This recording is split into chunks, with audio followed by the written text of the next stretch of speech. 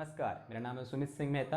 आज का हमारा टॉपिक है वेक्टर मॉडल ऑफ एटम। ठीक है, तो अभी तक हमने क्या डिस्कस किया? अभी तक हमने इलेक्ट्रॉन के ऑर्बिटल एंगुलर मोमेंटम और स्पिन एंगुलर मोमेंटम के बारे में डिस्कस किया।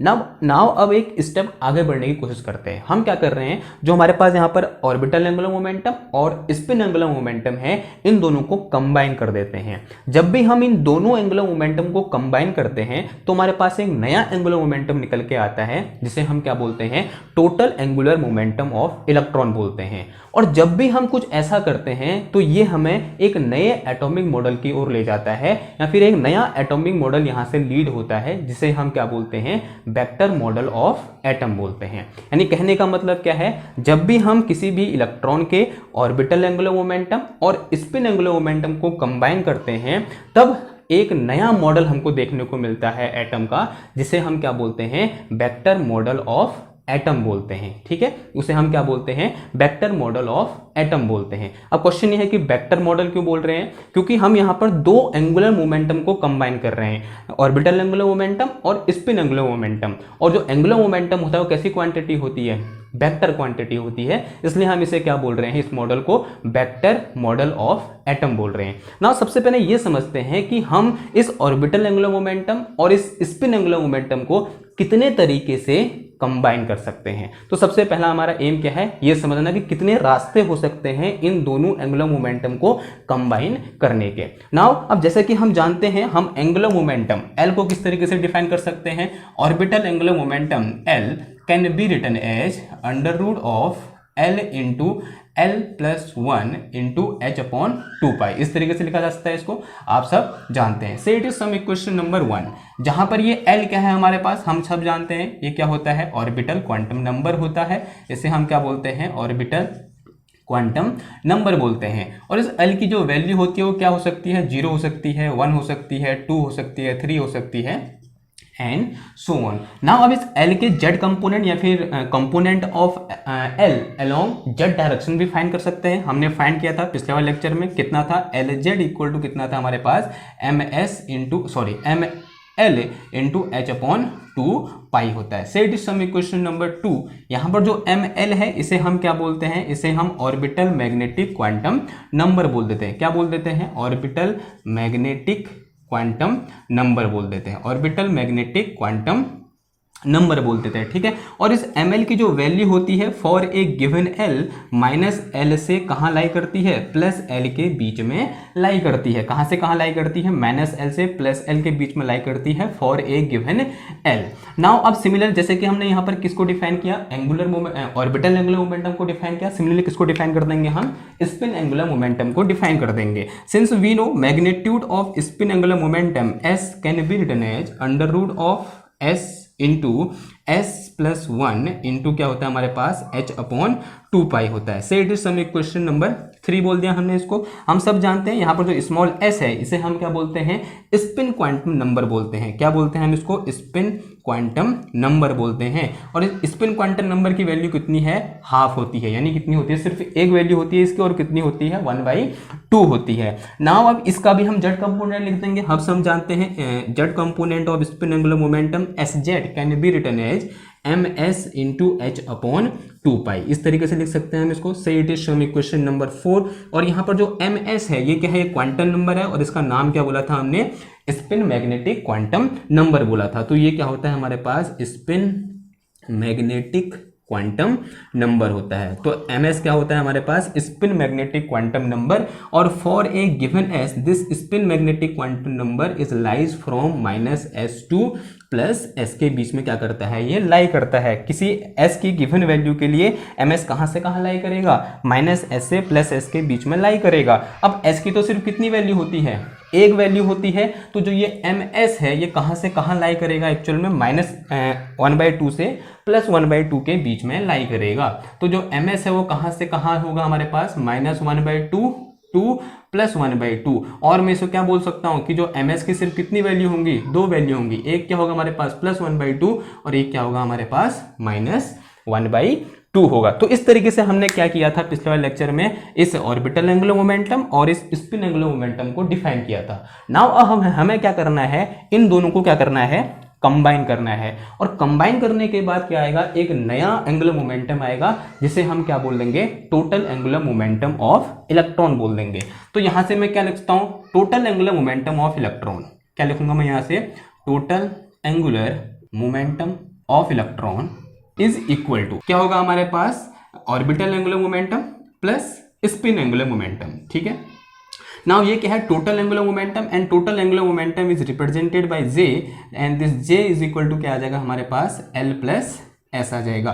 और यहां पर एक ऐसा सम होगा, वेक्टर सम होगा, क्योंकि एंगुलर मोमेंटम कैसी क्वांटिटी होती है, वेक्टर क्वांटिटी होती है। ठीक है, तो इस तरीके से क्या कर देंगे, हम इन दोनों को कंबाइन करेंगे, तब हमारे पास क्या निकल के आएगा, एक नया एंगुलर मोमेंटम निकल के आएगा, नया एंगुलर मोमेंटम ऑफ इलेक्ट्रॉन निकल के आएगा, जिसे हम क्या बोलेंगे, total angular momentum of electron बोलेंगे। अब जैसा कि यहाँ पर इक्वेशन 1, इक्वेशन और 3 से हमको क्या क्या देखने को मिल रहा है, जो एस और एल होते हैं दोनों कैसे होते हैं, क्वांटाइज होते हैं। तो यहाँ पर जो जे है वो किस कब मिल रहा है, जब हम एस और एस को कंबाइन कर रहे हैं, तो जो जे यानी जो टोटल एंगुलर मोमेंटम होगा वो भी क्या होगा हमारा, क्वांटाइज होगा, वो भी क्या होगा, क्वांटाइज होगा। And this value, magnitude of this j, quantize value of j can be written as under root of J into J plus 1 into H upon 2 pi. इस तरीके से हम क्या कर देंगे, इसको डिफाइन कर देंगे। जैसे यहाँ पर ये L क्या है, क्वांटम नंबर है, S क्या है, यहाँ क्वांटम नंबर है, वैसे यहाँ जो स्मॉल j है ये भी क्या है, एक क्वांटम नंबर है। This j is quantum number and this is known as inner quantum number. इसे हम क्या बोलते हैं, इनर क्वांटम नंबर बोलते हैं। क्या बोलते हैं, इनर क्वांटम नंबर बोलते हैं। जैसे कि हमने यहाँ पर L के लिए उसका जेड कंपोनेंट, S के लिए उसका जेड कंपोनेंट यहाँ पर निकाला, सिमिलरली हम यहाँ पर भी क्या कर देंगे, इस J का भी क्या निकाल देंगे, जेड कंपोनेंट निकाल देंगे।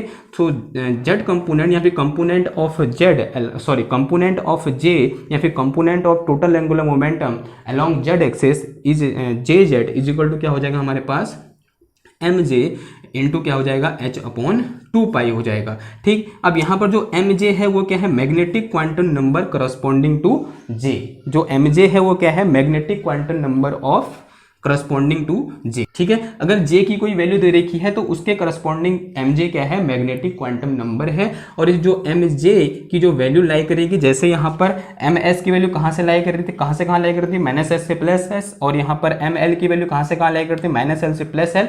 सिमिलरली यहाँ पर जो एम जे की वैल्यू कहाँ से कहाँ लाई करेगी, माइनस जे टू प्लस जे के बीच में क्या करेगी, लाई करेगी। अब हमारा क्वेश्चन ये है यहाँ पर कि जो जे की वैल्यू क्या होगी और इस एम जे की वैल्यू क्या होगी, वही क्या करते हैं अब हम फाइंड करते हैं ना। अब अगर हम इसको देखें, कहाँ देखें, इन दो इक्वेशन को देखें, यहाँ पर इक्वेशन नंबर 3 और इक्वेशन नंबर 4, सॉरी हाँ, इक्वेशन 3 और 4, इक्वेशन 3 और 4 में जो एल जेड और एस जेड और यहाँ पर जो जे जेड है, ये तीनों कैसी क्वांटिटी हैं, स्केलर क्वांटिटी है, क्योंकि ये क्या है, मैग्नीट्यूड है ना, अलोंग जेड डायरेक्शन जो जे का मैग्नीट्यूड है वो इतना है। तो ये तीनों क्या है, इक्वेशन 2, 4 और ये वाली इक्वेशन, इन तीनों किसको दिखा रही हैं, स्केलर क्वांटिटी को दिखा रही हैं। तो जो हमारे पास यहाँ पर टोटल एंगुलर मोमेंटम आ रहा है वो कब आ रहा है, जब हम एस और एल को क्या कर रहे हैं, कंबाइन कर रहे हैं, या फिर जब हम ऑर्बिटल एंगुलर मोमेंटम और स्पिन एंगुलर मोमेंटम को कंबाइन कर रहे हैं। तो यहाँ पर उसके जेड कंपोनेंट भी कैसे मिलेंगे, Z component of S Z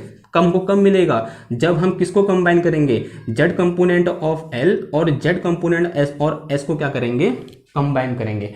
अब यहाँ पर कंबाइन करने के दो तरीके हो सकते हैं, या तो ये दोनों क्या हो जाएंगे, ऐड हो जाएंगे, या फिर ये दोनों क्या हो जाएंगे, सबट्रैक्ट हो जाएंगे। यानी इन दोनों का कॉम्बिनेशन दो तरीके से हो सकता है, या तो एडिशन से हो सकता है या फिर सब्सट्रैक्शन से हो सकता है। तो यानी जो जे जेड होगा वो किसके बराबर होगा, L Z plus minus S Z के बराबर होगा। यहाँ पर ये वेक्टर सम नहीं है, क्योंकि ये जो क्वांटिटी है ये कैसी क्वांटिटी है, स्केलर क्वांटिटी है ना। अब इनकी वैल्यू पुट कर दो, यहाँ इक्वेशन 2, 4 और इससे यहाँ पर इस जे जेड की जो क्या आ जाएगा हमारे पास, ये आ जाएगा हमारे पास M J H upon 2 pi is equal to क्या आ गया हमारे पास इधर से एल जेड की वैल्यू कितनी है, यह है हमारे पास कितनी, m l h upon 2 pi and plus minus यहाँ पर कितना आ जाएगा हमारे पास, m s h upon 2 pi आ गया। देखो इससे ये सब टर्म कैंसिल हो गए, एच अपॉन 2 पाई सब जगह से कैंसिल हो गया। तो यहाँ से फाइनली हमको क्या देखने को मिल जाएगा, यहाँ से हमें देखने को मिलेगा क्या, this m j is equal to m l plus minus m s, ये देखने को मिलेगा। नाउ अब इस mj की वैल्यू कहां से कहां लाई कर रही है, माइनस जे से प्लस जे लाई कर रही है। इस ml की वैल्यू कहां से कहां लाई कर रही है, माइनस एल से प्लस एल लाई कर रही है। और इस ms की वैल्यू कहां से कहां लाई कर रही है, माइनस एस से प्लस एस लाई कर रही है। अभी तक हमने यहां पर डिस्कस किया था, ठीक है। अगर मैं यहां से क्या निकालूं, मैक्सिमम वैल्यू ऑफ mj निकालूं, यानी मैक्सिमम वैल्यू ऑफ mj क्या होगी, ऑब्वियसली j होगी। मैक्सिमम वैल्यू ऑफ mj क्या होगी, प्लस j होगी। सिमिलरली अगर मैं क्या निकालूं, मैक्सिमम वैल्यू ऑफ ml निकालूं, यानी मैक्सिमम वैल्यू ऑफ ml निकालूं, तो वो क्या होगी, कैपिटल सॉरी l होगी, ठीक है, क्योंकि ये कहां से कहां लाई करता है, माइनस एल से प्लस एल लाई करता है। सिमिलरली अगर हम मैक्सिमम वैल्यू ऑफ ms निकालो तो ये क्या होगी, ऑब्वियसली s होगी, प्लस s होगी। अगर मैं अब इन सब वैल्यू को इस पर्टिकुलर केस के लिए यहां पर पुट करूं तो मुझे क्या देखने को मिलेगा, देखो j इज इक्वल टू क्या आ जाएगा मेरे पास, l प्लस माइनस s आ जाएगा। j इज इक्वल टू क्या आ जाएगा, l प्लस माइनस s आ जाएगा। नाउ जो अब s होता है उसकी वैल्यू कितनी होती है, नाउ जो s होता है उसकी वैल्यू कितनी होती है, 1/2 होती है। और जो l होता है वो क्या होता है, 0 1 2 3 एंड सो ऑन, ये होता है, ठीक। इतनी बात समझ में आई, क्योंकि जो s होता है वो क्या होता है, हाफ होता है, और जो l होता है वो क्या होता है, इंटीजर होता है। तो अगर यहाँ पर j क्या हो जाएगा, फिर आप इंटीजर प्लस हाफ या इंटीजर माइनस हाफ, जो नंबर निकल के आता है वो क्या होता है, हाफ इंटीजर होता है। तो इसका मतलब जो j की वैल्यू होगी वो हमेशा क्या होगी, हाफ इंटीजर होगी। क्या होगी, हाफ इंटीजर होगी। इतनी बात समझ में आई, यानी जो j की वैल्यू होगी हमेशा क्या होगी, हाफ इंटीजर होगी। हमने यहाँ से क्या कर दिया है, प्रूफ कर दिया। इतनी बात समझ में आई। नाउ आगे बढ़ते हैं। नाउ अब यहाँ पर जैसे कि हमें देखने को मिल रहा है, जो j होगा वो क्या होगा, l प्लस माइनस s होगा। नाउ एक बहुत ही सिंपलेस्ट केस लेते हैं। कौन सा केस लेते हैं, 1 इलेक्ट्रॉन एटम की बात करते हैं। किसकी बात करते हैं, सिंपल, अब हम 1 इलेक्ट्रॉन एटम की बात करते हैं। किसके लिए, फॉर 1 इलेक्ट्रॉन एटम। अगर हम फॉर 1 इलेक्ट्रॉन एटम की बात करें तो फॉर 1 इलेक्ट्रॉन एटम हमारे पास यहाँ पर j की दो वैल्यू आएंगी। क्या आ जाएगा, एक तो क्या हो जाएगा, j इज इक्वल टू क्या हो जाएगा मेरे पास, l प्लस s हो जाएगा, और एक क्या हो जाएगा मेरे पास यहाँ पर j is equal to l minus s हो जाएगा। तो फॉर 1 इलेक्ट्रॉन एटम, या फिर जो हाइड्रोजन लाइक एटम है, या हीलियम है, या फिर हाइड्रोजन एटम है, हीलियम आयन है, या फिर हाइड्रोजन एटम है, उनके लिए जो j की वैल्यू होंगे, दो वैल्यू होंगी। एक कौन सी होगी, l plus s, j is equal to l plus s होगी, और दूसरी कौन सी होगी, j is equal to l minus s होगी। अगर मैं इस केस को लेके चलता हूं तो इस केस के लिए मेरे पास यहाँ पर क्या निकल के आएगा, अगर j is equal to l plus s है तो यहाँ पर जो टोटल एंगुलर मोमेंटम होगा वो ग्रेटर होगा किससे, ऑर्बिटल एंगुलर मोमेंटम से, ठीक है। क्योंकि यहाँ पर जो j है, यानी जो यहाँ पर क्वांटम नंबर है वो इस ऑर्बिटल क्वांटम नंबर और स्पिन क्वांटम नंबर का सम है। तो ऑब्वियस सी बात है, जो यहाँ पर टोटल एंगुलर मोमेंटम होगा वो बड़ा होगा किससे, ऑर्बिटल एंगुलर मोमेंटम से। सिमिलरली यहाँ पर जो निकल के आएगा, यहाँ पर जो j है वो इस l से छोटा है, यहाँ पर जो j है वो इस l से छोटा है। इसका मतलब जो यहाँ पर टोटल एंगुलर मोमेंटम है इस केस के लिए वो क्या निकल के आएगा, ऑर्बिटल एंगुलर मोमेंटम से कम निकल के आएगा। तो यहाँ पर दो टाइप के कॉम्बिनेशन हो सकते हैं। एक कॉम्बिनेशन कौन सा हो सकता है, एक कॉम्बिनेशन ऐसा हो सकता है जिसमें जो यहाँ पर टोटल एंगुलर मोमेंटम है वो ज्यादा हो किससे, ऑर्बिटल एंगुलर मोमेंटम से। तो दूसरा कॉम्बिनेशन कौन सा हो सकता है, जिसके लिए टोटल एंगुलर मोमेंटम कम हो किससे, ऑर्बिटल एंगुलर मोमेंटम से। आई बात समझ में, ठीक है। जैसे कि फर्स्ट में हमने बोला था कि कितने कॉम्बिनेशन हो सकते हैं, तो यहाँ पर 1 इलेक्ट्रॉन एटम के लिए, यहाँ ऐसे एटम के लिए जिसमें सिर्फ एक इलेक्ट्रॉन है, तो वहां पर जो स्पिन एंगुलर मोमेंटम और ऑर्बिटल एंगुलर मोमेंटम है वो दो तरीके से क्या हो सकते हैं, कंबाइन हो सकते हैं। पहला केस तो कौन सा हो सकता है, पहला केस कुछ इस तरीके से कंबाइन होंगे कि जो टोटल एंगुलर मोमेंटम निकल के आएगा वो ज्यादा होगा किससे, L से, और उसके लिए क्वांटम नंबर है, इस तरीके से डिफाइन करेंगे हम। और दूसरा केस कौन सा होगा, दूसरा केस ऐसा होगा, इस तरीके से उनका कॉम्बिनेशन होगा कि जो टोटल एंगुलर मोमेंटम J है वो छोटा होगा किससे, ऑर्बिटल एंगुलर मोमेंटम L से। आई बात समझ में, ठीक है। तो इसको और अच्छे तरीके से यहाँ पर और समझने की कोशिश करते हैं। नाउ मैं यहाँ पर अज्यूम कर ले रहा हूँ कि मेरे पास क्या है, एक orbital angular momentum vector S है, सॉरी L है। ये क्या है मेरे पास, एक orbital angular momentum vector L है।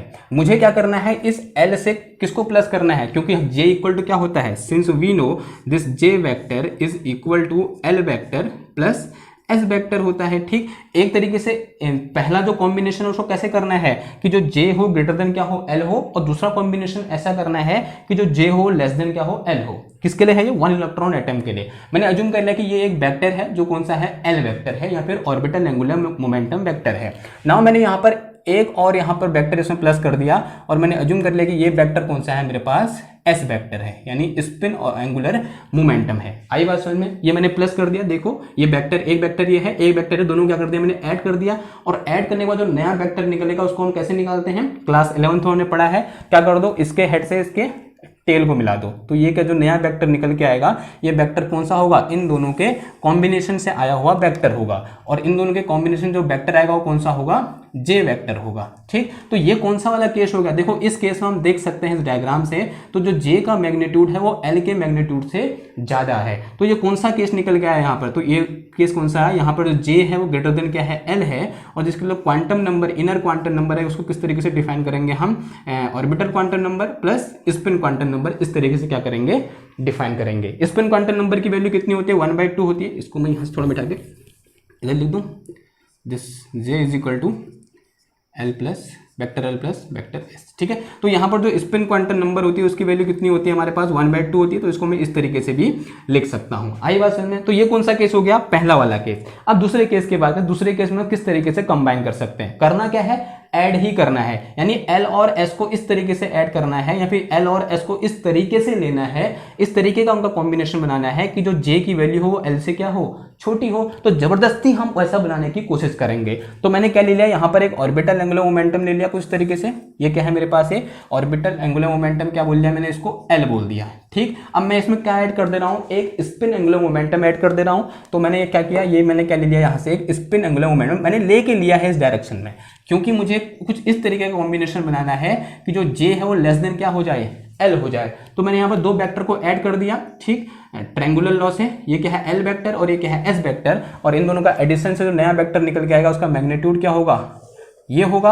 और ये जो मैग्नीट्यूड है, मैंने ये मैग्नीट्यूड क्या होगा, ये क्या होगा, एल प्लस एस होगा। और एल प्लस एस किसके बराबर होता है, जे के बराबर होता है। अब इस केस में आप देख सकते हैं जो जे का मैग्नीट्यूड है वो एल के मैग्नीट्यूड से क्या है, कम है, यानी ये कौन सा वाला केस है, in this case this J is less than L. तो इसके लिए inner quantum number J is equal to क्या हो जाएगा मेरे पास, small L minus small S हो जाएगा। और मैं इसको क्या लिख सकता हूँ, J is equal to S की तो सिर्फ एक वैल्यू होती है, कितनी, 1/2 होती है। ठीक, तो ये किसके लिए हो गया हमारे पास, 1 इलेक्ट्रॉन एटम के लिए दो कॉम्बिनेशन हो सकते हैं, एक ऐसा हो सकता है और एक इस तरीके का हो सकता है। इतनी यहां तक बात समझ में आई। नाउ अब आगे बढ़ते हैं, इसमें आगे बढ़ते हैं, एक बहुत ही इंपॉर्टेंट टर्म की बात करते हैं, और वो इंपॉर्टेंट टर्म है स्पिन ऑर्बिट इंटरेक्शन। ठीक है, इस पूरे वेक्टर मॉडल की रीढ़ की हड्डी कहेंगे हम उसको, क्या, स्पिन ऑर्बिट इंटरेक्शन। ठीक है, डिस्कस करते हैं, इसे मिटा लेते हैं। नाउ समझते हैं इस टर्म को, स्पिन ऑर्बिट इंटरेक्शन। ठीक है, जैसे कि नाम से पता चल रहा है स्पिन ऑर्बिट इंटरेक्शन, जैसे कि हमने थोड़ी देर पहले पढ़ा, इलेक्ट्रॉन के पास क्या होता है, स्पिन एंगुलर मोमेंटम भी होता है और ऑर्बिटल एंगुलर मोमेंटम भी होता है। जब किसी इलेक्ट्रॉन का spin angular momentum orbital angular momentum के साथ इंटरेक्ट करता है या फिर मैग्नेटिकली इंटरेक्ट करता है, तो हम उस प्रोसेस को क्या बोल देते हैं, स्पिन ऑर्बिट इंटरेक्शन बोल देते हैं। और इस स्पिन ऑर्बिट इंटरेक्शन की वजह से ये दोनों स्पिन एंगुलर मोमेंटम और ऑर्बिटल एंगुलर मोमेंटम एक दूसरे में क्या लगाते हैं, टॉर्क लगाते हैं, और जिसके परिणाम स्वरूप उस टॉर्क की वजह से क्या करने लग जाते हैं, टोटल एंगुलर मोमेंटम के अबाउट प्रिसीजन करने लग जाते हैं। कौन, एस भी और एल भी। ठीक है, समझते हैं, डायग्राम से समझते हैं। मैंने यहाँ पर अज्यूम कर लिया कि मेरे पास क्या है, कुछ एक तरीके से यहाँ पर ये मेरे पास क्या है, ये हमारे पास है यहाँ पर टोटल एंगुलर मोमेंटम, सॉरी ये क्या है मेरे पास यहाँ पर ऑर्बिटल एंगुलर मोमेंटम एल है। क्या बोल दिया मैंने इसको, ऑर्बिटल एंगुलर मोमेंटम एल बोल दिया। अब मैं यहाँ पर क्या बना देता हूँ, स्पिन एंगुलर मोमेंटम एस बना देता हूँ इस रेड कलर से। ये क्या है मेरे पास यहाँ पर स्पिन एंगुलर मोमेंटम है, मैंने एज्यूम कर लिया। ये क्या है मेरे पास स्पिन एंगुलर मोमेंटम, क्या है मेरे पास ये एस है। ठीक, ये बात समझ में आई। ये क्या है ऑर्बिटल एंगुलर मोमेंटम, और ये क्या है मेरे पास स्पिन एंगुलर मोमेंटम। अब मैं दोनों को ऐड करूंगा तो मेरे को नया एंगुलर मोमेंटम मिलेगा, जिसे हम क्या बोलेंगे, टोटल एंगुलर मोमेंटम बोलेंगे। ठीक, नाउ अगर मैं यहाँ पर इसको अगर पैरेललोग्राम मेथड से इन दोनों वेक्टर को ऐड करूँ तो मैं कैसे ऐड कर दूंगा इसको, तो यहाँ पर क्या बना दूंगा, एक पैरेललोग्राम बना दूंगा कुछ इस तरीके से। तो ये क्या बन जाएगा मेरा, यहाँ पर एक इसके पैरेलल मैंने इस तरीके से लाइन खींच दी, और इसके पैरेलल मैंने यहाँ पर इस तरीके से एक लाइन खींच दी, ये लाइन खींच दी, और ये जो यहाँ पर मेरे पास नया वेक्टर निकल के आया, ये वेक्टर कौन सा होगा मेरे पास, टोटल एंगुलर मोमेंटम वाला वेक्टर होगा, यानी ये कौन सा वेक्टर होगा मेरा, जे वेक्टर होगा। नाउ जब भी कोई orbital angular momentum spin angular momentum के साथ मैग्नेटिकली इंटरेक्ट करता है तब उस प्रोसेस को हम क्या बोलते हैं, स्पिन ऑर्बिट इंटरेक्शन बोलते हैं। और उस स्पिन ऑर्बिट इंटरेक्शन की वजह से ये एल और एस या फिर ऑर्बिटल एंगुलर मोमेंटम और स्पिन एंगुलर मोमेंटम दोनों इस टोटल एंगुलर मोमेंटम के अबाउट क्या करने लग जाते हैं, प्रिसीजन करने लग जाते हैं। यानी क्या करने लग जाते हैं, इन दोनों एंगुलर मोमेंटम के अबाउट कुछ इस तरीके से प्रिसीजन करने लग जाते हैं। ये क्या हुआ यहाँ पर, प्रिसीजन हुआ। ठीक, इस तरीके से क्या करने लग जाते हैं, प्रिसीजन करने लग जाते हैं ये। ओके, इतनी बात समझ में आई। नाउ अभी यहां पर क्या लग रहा है, टॉर्क लग रहा है। टॉर्क लगने से क्या हो रहा है, सिर्फ इस S और L की डायरेक्शन में चेंज हो रहा है। यानी S और L सिर्फ क्या कर रहे हैं, उस टॉर्क की वजह से इस J के अबाउट प्रिसीजन कर रहे हैं, लेकिन S और L के मैग्नीट्यूड में कोई भी चेंज नहीं आ रहा है। और इसी को हम क्या बोल देंगे, वेक्टर मॉडल ऑफ एटम बोल देंगे। ठीक है, तो वेक्टर मॉडल ऑफ एटम को शॉर्ट में समझाना हो तो वेक्टर मॉडल ऑफ एटम ने क्या नई बात बोली, वेक्टर मॉडल ऑफ एटम ने क्या बोला कि जब हम इस ऑर्बिटल एंगुलर मोमेंटम और स्पिन एंगुलर मोमेंटम को कंबाइन करेंगे, उनके कॉम्बिनेशन से क्या मिलेगा, मुझे टोटल एंगुलर मोमेंटम J मिलेगा। और ये जो L और S या फिर जो ऑर्बिटल एंगुलर मोमेंटम और स्पिन एंगुलर मोमेंटम दोनों एक दूसरे के साथ क्या करेंगे, इंटरेक्शन करेंगे। और उस इंटरेक्शन को हम क्या बोलेंगे, या मैग्नेटिकली इंटरेक्शन करेंगे, और इंटरेक्शन को क्या बोलेंगे हम, स्पिन ऑर्बिट इंटरेक्शन बोलेंगे। और उसकी वजह से क्या होगा, इन दोनों पर टॉर्क लगेगा, और उस टॉर्क की वजह से क्या होगा, ये इस J के अबाउट या फिर टोटल एंगुलर मोमेंटम के अबाउट क्या करने लग जाएंगे, प्रिसीजन करने लग जाएंगे। और इसी को हम क्या बोलेंगे, वेक्टर मॉडल ऑफ एटम। कौन सा एटम, अभी हमने एक बहुत ही सिंपल सा एटम की बात की थी, कौन सा एटम, 1 इलेक्ट्रॉन एटम। तो ये क्या हुआ हमारे पास, vector model of 1 electron atom हुआ। नाउ यहां पर भी एक बात है, अगर ये पूरा एटम कहां रखा हुआ है, स्पेस में रखा हुआ है, इन स्पेस जो J होगा वो क्या रहेगा, J पर कोई भी एक्सटर्नल टॉर्क अप्लाई नहीं होगा। अगर J पर कोई एक्सटर्नल टॉर्क अप्लाई नहीं होगा तो इसके मैग्नीट्यूड और डायरेक्शन क्या रहेंगी, अनचेंज रहेगी। अगर J की मैग्नीट्यूड और डायरेक्शन दोनों अनचेंज रहेगी तो यहां पर S और L के बीच का जो एंगल है वो भी क्या रहेगा, अनचेंज रहेगा। यानी जो ऑर्बिटल एंगुलर मोमेंटम और स्पिन एंगुलर मोमेंटम के बीच का जो एंगल है वो भी क्या रहेगा, अनचेंज रहेगा। कब, जब इस J पर कोई भी टॉर्क अप्लाई नहीं होगा तब। ठीक है, तो यहां पर ये एंगल निकाल सकते हैं हम, S और L के बीच का एंगल निकाल सकते हैं। कभी कभी आता है कि what is the angle between S and L, S और L के बीच का एंगल क्या होगा बताइए। तो हम यहां पर सिंपल निकाल सकते हैं, जैसे since we know this J is equal to क्या होता है हमारे पास, L प्लस S होता है। J is equal to L plus S, take self dot product, क्या ले लिया हमने यहाँ पर, टेक सेल्फ डॉट प्रोडक्ट। अगर हम यहाँ पर सेल्फ डॉट प्रोडक्ट लेंगे तो क्या हो जाएगा, देखो यहाँ से J dot J is equal to vector L plus vector S, इसका इसी के साथ सेल्फ डॉट प्रोडक्ट, तो क्या आ जाएगा, vector L plus vector S आ जाएगा। तो ये क्या हो जाएगा मेरे पास, यहाँ पर J square is equal to ये L से मल्टीप्लाई हुआ था, क्या आ गया, L स्क्वायर प्लस ये L S से हुआ था, कितना आ गया, vector L dot vector S आ गया। ठीक, ऐसा लिख सकता हूँ इसको, vector L dot vector S plus ये कितना आ गया, देखो यहाँ पर vector L dot vector S dot vector L, फिर यहाँ पर कितना आ गया, प्लस का S स्क्वायर आ गया। ठीक, तो ये क्या आ गया यहाँ से, देखो J square is equal to L square plus ये देखो ये दोनों क्या होंगे, इक्वल होंगे from the property of dot product. L dot S और S डॉट L दोनों क्या होते हैं, एक होते हैं, एक ही जैसे होते हैं। तो उसे क्या लिखता हूँ मैं, 2 इंटू क्या आ जाएगा, L डॉट S प्लस का क्या आ गया मेरे पास यहाँ पर L स्क्वायर आ गया। तो ये यहाँ से क्या आ जाएगा, देखो 2L dot S is equal to क्या आ गया इधर से, J square minus L square minus S square आ गया। तो यहाँ से मेरे पास L dot S is equal to कितना आ गया इधर से, J square minus L square minus S square divided by कितना आ गया, 2 आ गया। ठीक, अब हम यहाँ पर J L और इसकी वैल्यू जानते हैं, थोड़ा सा और मॉडिफाई कर दें। इसे क्या लिख सकता हूँ मैं यहाँ से, magnitude of L into magnitude of S into क्या लिख सकता हूँ, कॉस थीटा, ये लिख सकता हूँ। L dot S equal to magnitude of L into magnitude of S into cos theta is equal to क्या आ गया मेरे पास, J square minus L square minus S square divided by 2 आ गया। ठीक, तो यहाँ से मेरे पास cos theta is equal to कितना आ गया, ये J square minus L square minus S square divided by 2 into S into L आ गया। ठीक, 2 इंटू ये यहाँ प्रोडक्ट में था, इधर जाकर कहाँ हो गया, डिवाइड में हो गया। ये क्या है, magnitude of J magnitude of L magnitude of S। अभी हमने इनके बारे में क्वांटम मैकेनिकली पढ़ा है। जो L का मैग्नीट्यूड होता है वो क्या होता है मेरे पास, under root of L into L plus 1 into H upon 2 pi होता है। सिमिलर जो S का मैग्नीट्यूड क्या होता है हमारे पास, under root of S into S plus 1 into H upon 2 pi होता है।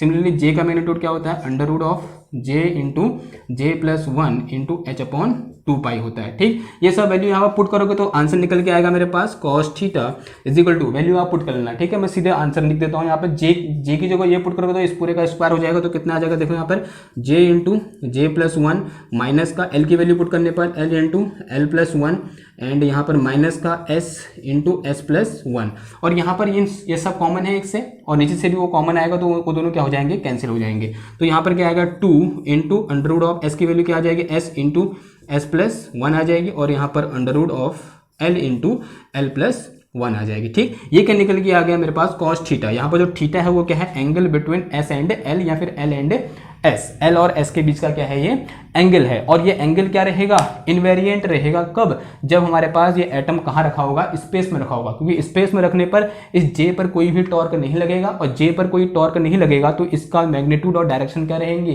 कांस्टेंट रहेंगी या फिर अनचेंज रहेगी या कंजर्व रहेगी। वो कंजर्व रहेंगे तो ये थीटा भी क्या रहेगा, कंजर्व रहेगा। क्योंकि अगर आप ये पैरेललोग्राम, क्योंकि जो जे है वो किससे मिल रहा है, इस एस और एल के कॉम्बिनेशन से मिल रहा है। इतनी बात समझ में आई।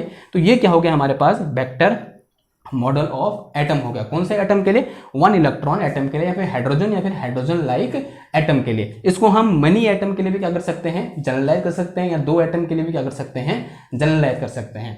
नाउ यहाँ पर एक और केस ले लेते हैं हम। केस क्या लेते हैं, जब इस एटम को हम एक्सटर्नल मैग्नेटिक फील्ड में पुट करेंगे, या फिर जब यहाँ पर हम एक्सटर्नल मैग्नेटिक फील्ड लगाएंगे तब क्या होगा वो देख लेते हैं। ठीक है, आपने नोट कर लिया, इसे मिटा देते हैं। वो देखते हैं कि जब हम एक्सटर्नल मैग्नेटिक फील्ड अप्लाई करेंगे तब यहां पर किस टाइप का बिहेवियर दिखाएगा ये मॉडल। ठीक, इन एक्सटर्नल मैग्नेटिक फील्ड, देखो एक्सटर्नल मैग्नेटिक फील्ड में किस तरीके से ये, हाँ ये इसमें क्या आएगा, चेंज आएगा, वो देखते हैं। ठीक, मैंने अज्यूम कर लिया यहाँ पर कि मेरे पास क्या है, यहाँ पर टोटल एंगुलर, यहाँ पर क्या है मेरे पास, ये एल है कुछ इस तरीके से, ये क्या है मेरे पास यहाँ पर, ये एल है, एल यानी ऑर्बिटल एंगुलर मोमेंटम एल है। ठीक, और मैंने अज्यूम कर लिया कि इस तरीके से मेरे पास यहाँ पर ये क्या रखा हुआ है, एस रखा हुआ है। ये मैं अज्यूम कर लूँ कि ये क्या है मेरे पास यहाँ पर एस है, एस यानी ये क्या हुआ मेरे पास, स्पिन एंगुलर मोमेंटम क्या हुआ, ये एस हुआ। ओके, नाउ हम इन दोनों क्या कर देंगे, कंबाइन कर देंगे। तो इसको कंबाइन करने के लिए मैंने क्या कर दिया, यहाँ पर पैरेललोग्राम लॉ लगा दिया। तो मेरे पास क्या निकल के आएगा यहाँ पर, एक इसके पहले ये हो गया। ठीक, ओके, तो ये क्या निकल के आया मेरे पास, इन दोनों के कॉम्बिनेशन से यहाँ पर ये टोटल एंगुलर मोमेंटम जे निकल के आ गया।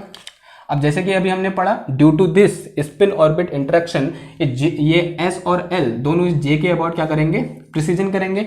तो मैंने अज्यूम कर लिया कि इस तरीके से क्या कर रहे हैं, यहाँ पर प्रिसीजन कर रहे हैं। ठीक, या फिर इनके अबाउट क्या करेंगे, ओरिएंटेट करेंगे इस तरीके से। ये क्या कर रहा है, एस, और ये क्या होगा हमारे पास, एल होगा। नाउ ये तो कौन सा हो गया, ऐसा ही हो गया, सेम टू सेम। नाउ मैं क्या कर रहा हूं, यहाँ पर एक एक्सटर्नल मैग्नेटिक फील्ड अप्लाई कर रहा हूं। क्या अप्लाई कर रहा हूं, एक एक्सटर्नल मैग्नेटिक फील्ड। मैंने अज्यूम कर लिया कि मैंने यहाँ पर क्या लगा दिया, एक एक्सटर्नल मैग्नेटिक फील्ड बी लगा दिया इस तरीके से।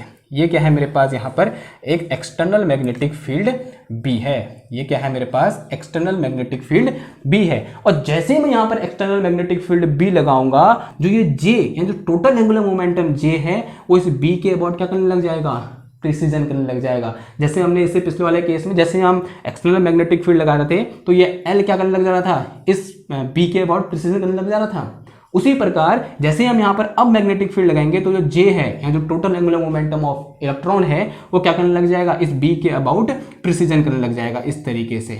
ठीक है, तो ये क्या होगा, effect of magnetic field in vector atomic model या फिर वेक्टर मॉडल ऑफ एटम हो गया। आई बात समझ में। तो ये आपको याद रखना है। लेकिन एल और एस दोनों जे के अबाउट प्रिसीजन करेंगे, और जे किसके अबाउट प्रिसीजन करेगा, मैग्नेटिक फील्ड के अबाउट प्रिसीजन करेगा। ठीक, और इस वेक्टर मॉडल के बहुत सारे खूबसूरत से एप्लीकेशन है। जैसे कि इस वेक्टर मॉडल की हेल्प से हम किसको देख सकते हैं, हाइड्रोजन एटम के फाइन स्ट्रक्चर को समझ सकते हैं, और एनामलस जीमैन इफेक्ट को समझ सकते हैं, जिसको सोमरफील्ड की थ्योरी एक्सप्लेन करने में क्या हुई थी, असमर्थ हुई थी। ठीक, तो आपको ये चीज़ पता होनी चाहिए कि जब हम एक्सटर्नल मैग्नेटिक फील्ड आएंगे तो जो टोटल एंगुलर मोमेंटम जे है वो किस तरीके से क्या करेगा, बिहेव करेगा। जब हम स्पेस में हमारा एटम होगा तो वो किस तरीके से क्या करेगा, बिहेव करेगा। आई बात समझ में? तो ये क्या होगा हमारे पास छोटा सा इंट्रोडक्शन होगा किसका, वेक्टर मॉडल ऑफ एटम का। तो इससे आप जो एप्लीकेशन है इसके, या फिर किस तरीके से ये फाइन स्ट्रक्चर को एक्सप्लेन करेगा, किस तरीके से ये एनामलस जीमैन इफेक्ट को एक्सप्लेन करेगा,